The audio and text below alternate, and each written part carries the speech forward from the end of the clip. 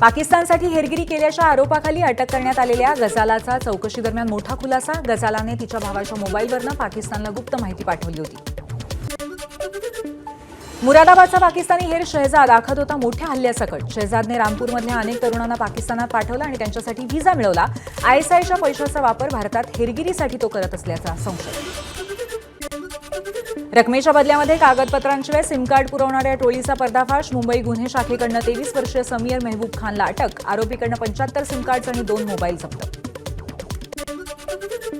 अमृतसरच्या शहापूर सीमा चौकीवरनं बीएसएफकडनं एका पाकिस्तानीला अटक. सध्या चौकशी सुरू.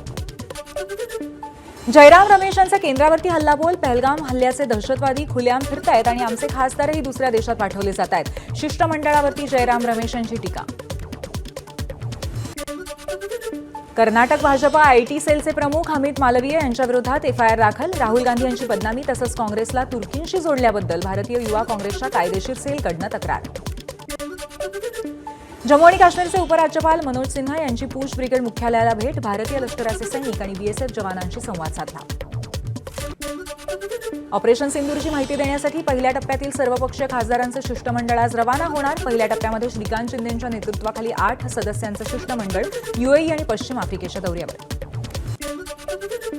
ऑपरेशन सिंदूरच्या यशानंतर भारतीय सेनेच्या शौर्याला सलाम करण्यासाठी काँग्रेसकडनं देशभरामध्ये तिरंगा यात्रेचं आयोजन. नागपूरमध्ये शहर अध्यक्ष आमदार विकास ठाकरे यांच्या नेतृत्वात तिरंगा यात्रा.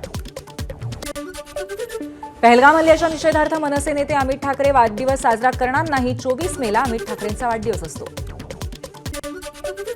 मुंबईमध्ये गेल्या काही दिवसांमध्ये बॉम्ब ब्लास्ट करण्याच्या वारंवार धमक्या. ईमेल पाठवणाऱ्याने प्रॉक्सी आयपी वापरल्याची माहिती.